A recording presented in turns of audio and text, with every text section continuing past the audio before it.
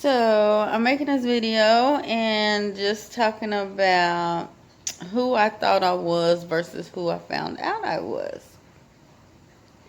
And that sounds kind of weird, but because I'm 51 years old, I'll be 52 in a couple months. And I found out that my legal name, our legal maiden name, was not what I thought it was. So, my whole life, my last name has been Jackson. Well, not my whole life, but my whole unmarried life, my last name was Jackson. I went to school under the name Jackson. Everything that I've accomplished before marriage was under the name Jackson. So, how did I find out that that was not my legal name, my legal last name? I moved to Georgia and was attempting to get my driver's license.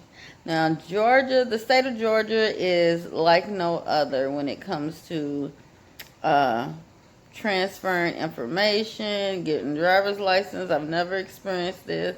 I've lived in Kentucky. We've lived in Colorado. And moving here, when I went to the DMV to get my license, I actually did go to the website. And it said that, I needed different documents. I needed my social security card. I needed my marriage license. I needed my birth certificate. And I needed proof that I actually was a resident of Georgia. And believe me, they don't play with that. We couldn't even get a library card until we had a lease here in the state of Georgia. Never experienced that either. So I take my documents in. I go to the DMV and I have my Colorado driver's license, I have my social, I have my marriage license, and I have my birth certificate.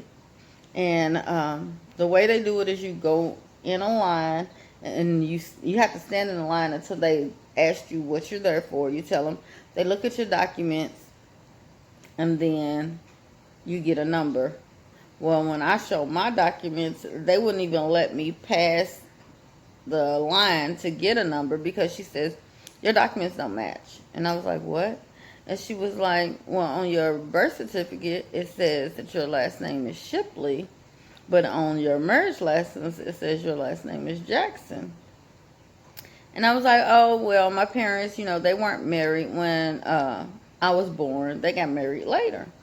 And she was like, so where's the document proving that your last name was changed from Shipley to the name that's on this marriage license? And I was just like, what? I had never thought about that because I actually didn't even know.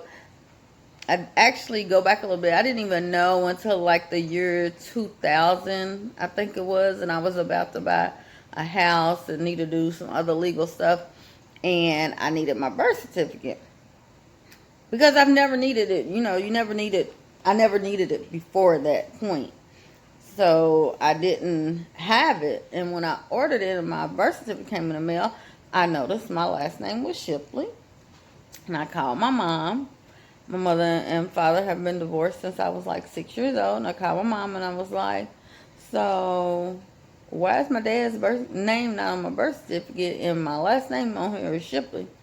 And she was like, his name's not on the birth certificate. It should be. I mean, I'm pretty sure he signed paperwork and everything at the hospital saying that, he was a father. So I was like, oh.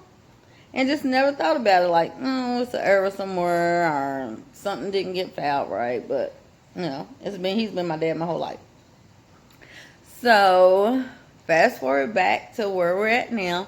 So, I look online and I'm trying to figure out what, because I know. First, I go to the vehicle because I'm upset. And I called my mom and I said, so, when you and Dad got married, did y'all legally have my name changed? And my mother's like, what are you talking about? Once we got married, your name changed to Jackson. And I was just like, what? And she was like, yeah, once we got married, it automatically changes. I said, no, no, no, no, no. It does not. You have to that person has to sign paternity papers. It has to be submitted to the court, not to the court, but to vital statistics or whatever. It has to be notarized or whatever, and it has to be submitted for a name change to happen.